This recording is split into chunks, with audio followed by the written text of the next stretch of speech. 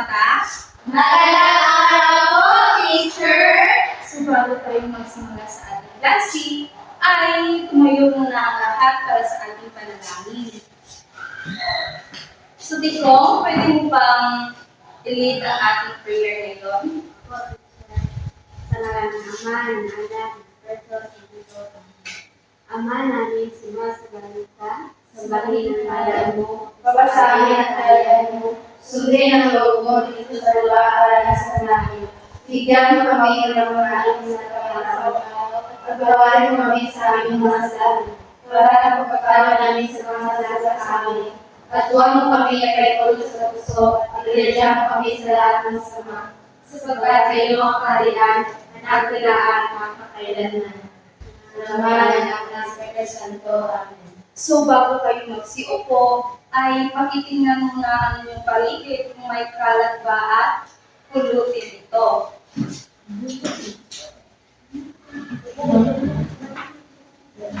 Pagkatapos ay ihanay ang inyong mga upuan at pwede na kayong umupo. Salamat po, teacher.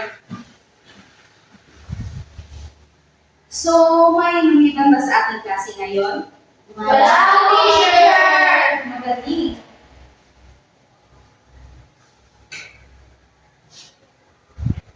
So, sino makapagsabi kung ano ang tinalakay natin kahapon?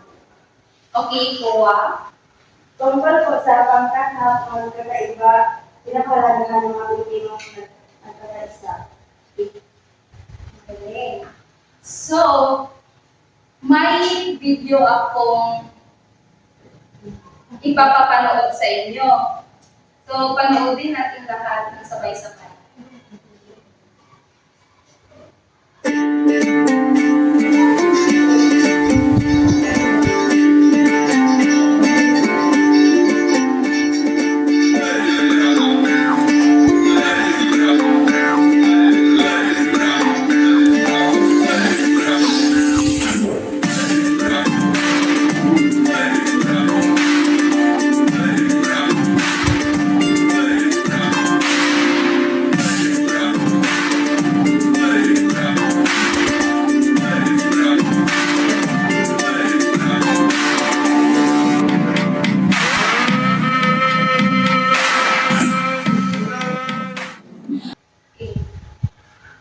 So, tapos na bang manood ang lahat? Opo, teacher! So, magaling. Base sa pinanood ninyong video, bakit kaya mahalagang matutunan natin ang kultura ng mga pangkat etniko? Para as teacher, para discrimination natin ang kanilang kultura. Magaling. So, kumuha kayo ng sangkapat na papel at basahin ang panuto ng ating gawain ngayon. Sa sangkapat at papel, isulat sa letrang F kung ito ay sa laro. Letra A naman kung ito ay sa awit. B kung ito ay kwentong bayan. At ES kung ito ay natutubong sayaw. Magbase sa larawan na nasa ibaba. So ngayon, simulan niyo na at magbibigay ako ng 5 minuto lang para sagutan niyo.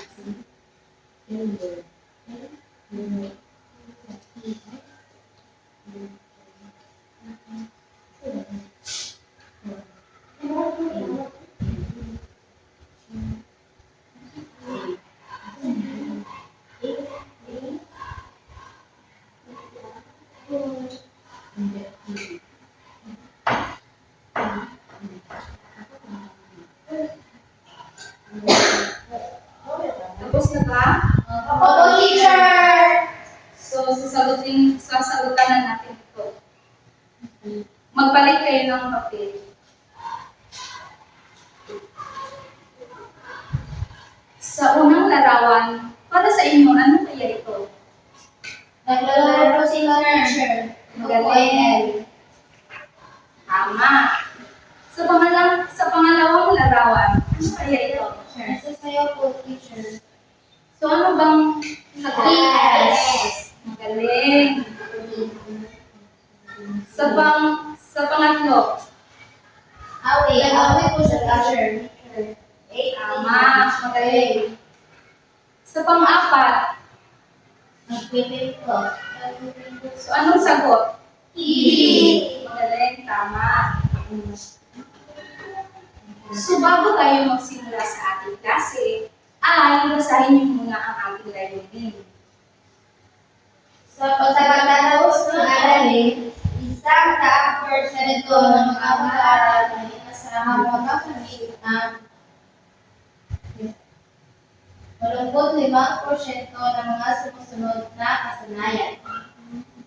Tutukoy, Natutukoy ang ilang pangunahing katangian ng kultura ng iba't ibang etniko sa Pilipinas.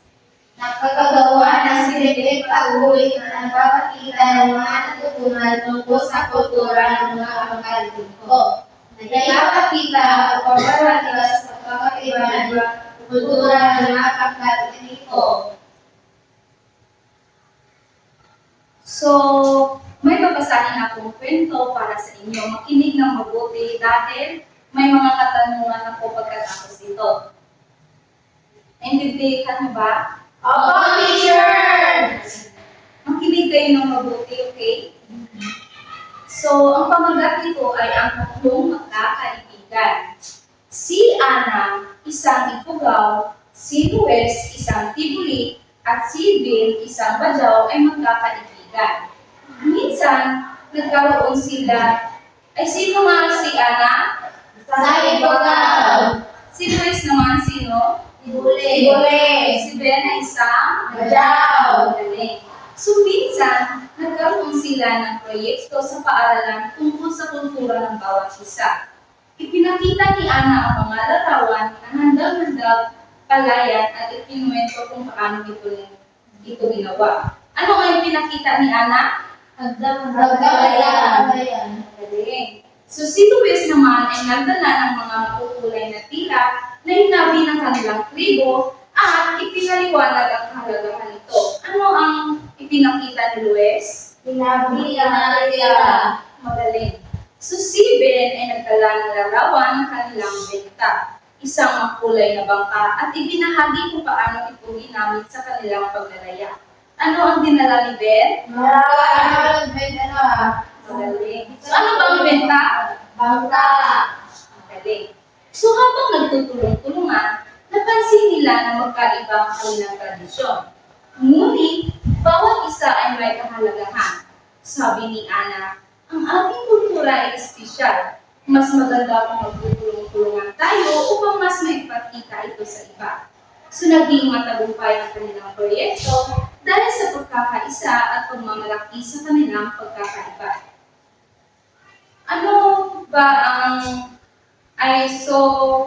meron bang makapagsasabi kung anong aral ang inyong natutunan sa kwento?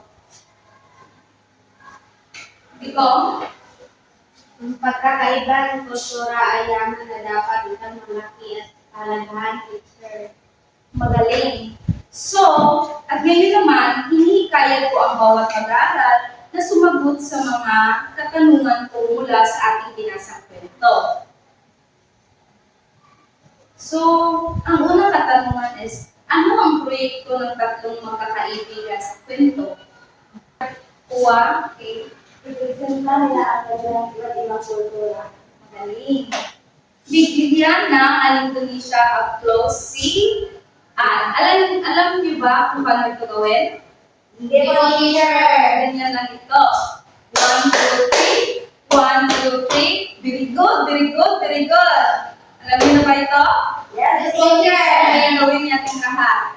1, 2, 3. 1, 2, 3. Very good, very good, very good. Okay. So, pangalawang tanong. Ano ang ipinakikita ni Ana tungkol sa kanyang kultura? Tikong? Larawan ng handang-handang palayan, teacher. Magaling. Bigyan ng wow applause si Tikong. Alam niyo ba ito? Opa. Okay. 1, 2, 3. 1, 2, 3. Wow! Wow! Wow! So, pangatlong tanong. Ano ang bagay na dala ni Luis? Alze? Sinabi at nila na kanilang Very good teacher.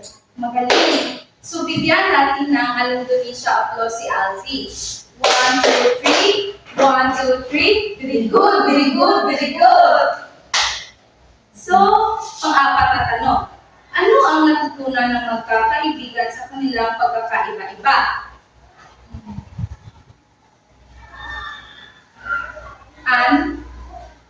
Ano ang natutunan ng magkakaibigan sa kanilang pagkakaiba-iba? Kahit iba't iba silang kultura ay dapat respetuhin lang isa't isa. Magaling! So, bigyan ng walk applause si Anne. 1, 2, 3. Wow, wow, wow! So, ang kultura ng mga pangkat etniko ay parang isang makulay na tila na may iba't ibang kulay at disenyo. Bawat kulay at disenyo ay may sariling kahulugan at halaga. Halimbawa, ang kultura ng mga Ifugao ay tulad ng hanggang-hanggang palayan, mahalaga sa kanila ang pagtatanim at pag-aalaga ng kalikasan. Sila ay mahusay sa paggawa ng mga palayan at pag-aalaga sa kalikasan. Ang mga kultura ng mga Tiboli naman ay parang makukulay na tila.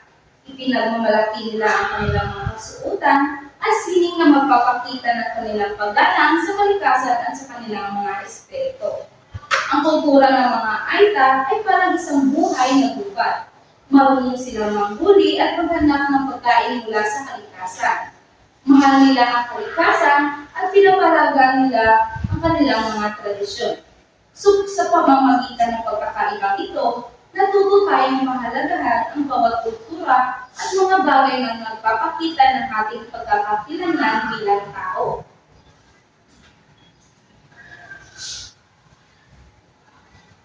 May natutunan ba kayo sa aking binasa ngayon?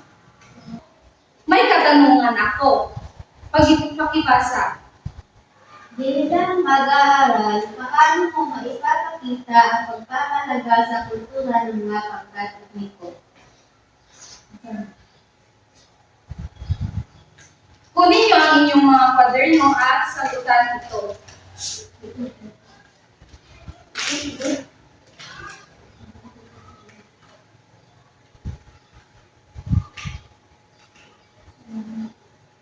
Dalawang minuto na lang.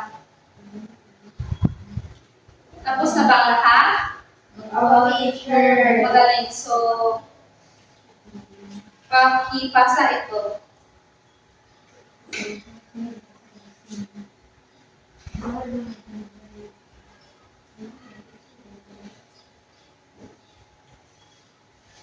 So, upang malaman natin kung may natutunan kayo sa ating dinalakay ngayon tungkol sa kultura ng mga pangkat etniko, ay may ipapagawa ako sa inyo. Basahin ng sabay-sabay. Ibulit ninyo sa isang bond paper ang inyong natutunan Sa sa ating dinalakay ngayon. At pagkatapos ay paliwanag sa inyong katabi kung ano ang inyong binibigyan. So, bibigyan ko kayo ng 10 minuto para gawin ito. Okay? Ako, teacher. Gawin niyo ito ng tahimik at dapat hindi maingay.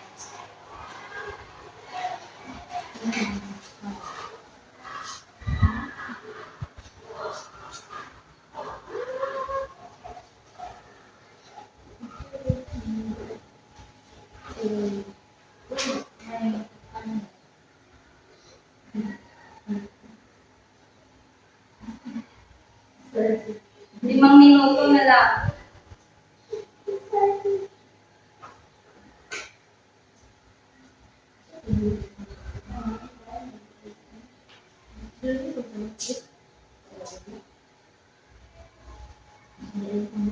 Tatlong minuto na lang ang natitira.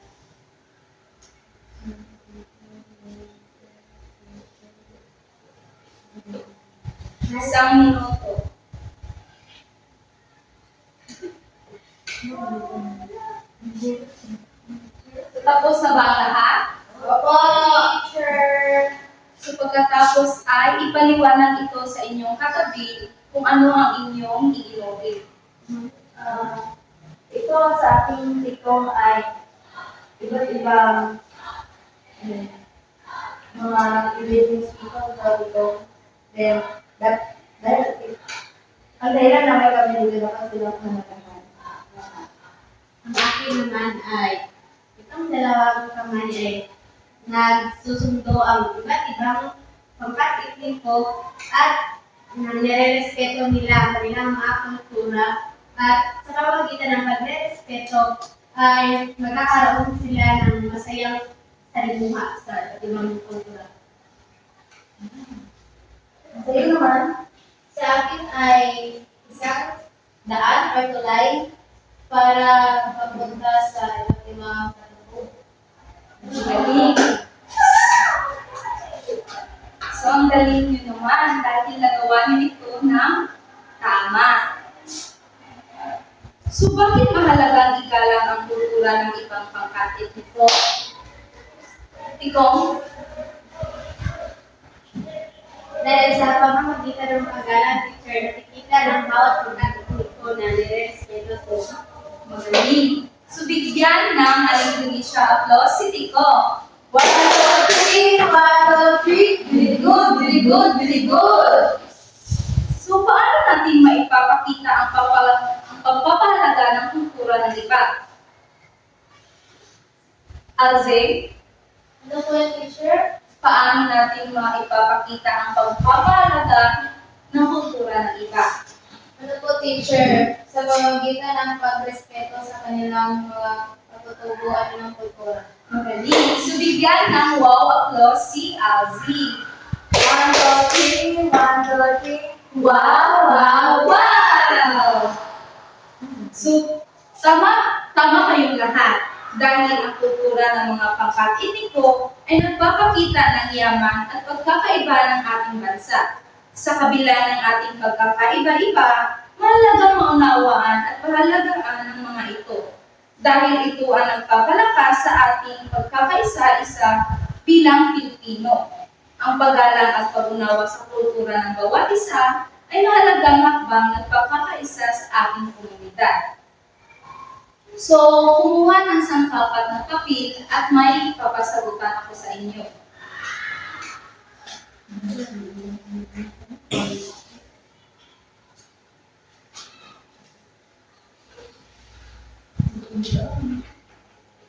May papel na ba ang lahat? Opo. So, bago kayo magsimula ay basahin muna natin ang panuto. Iguhit ang masayang mukha kung nagawa ay nagpapakita ng pagmamalaki at pagpapahalaga sa kultura ng pagkatiko at nagbuot ng mukha kung hindi. Okay, sagutan nyo na ito. In 5 minutes.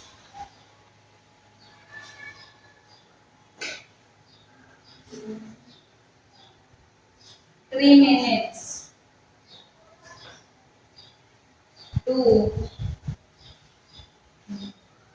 Tapos na ba ang lahat? Hindi pa teacher.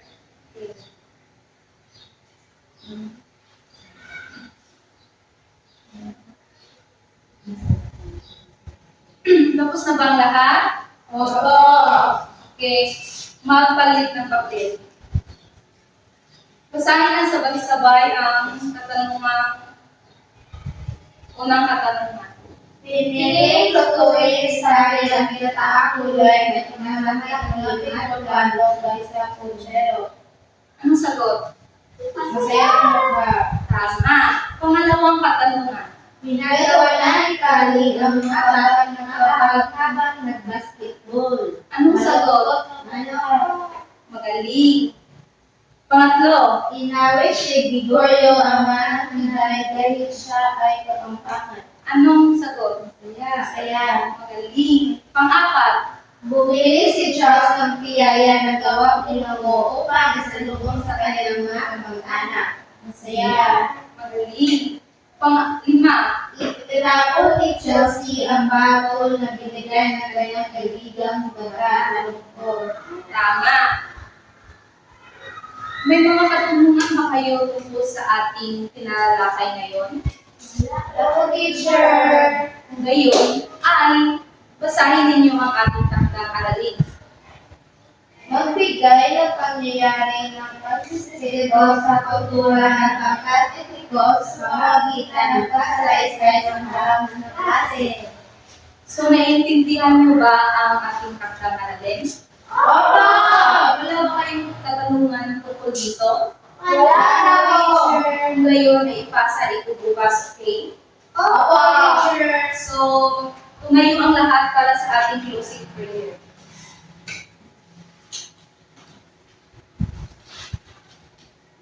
Pangunahan nito, Tito. Sa ngalan ng Ama, ng Anak, ng Espiritu Santo. Amen. Purihin natin ang Panginoon ko.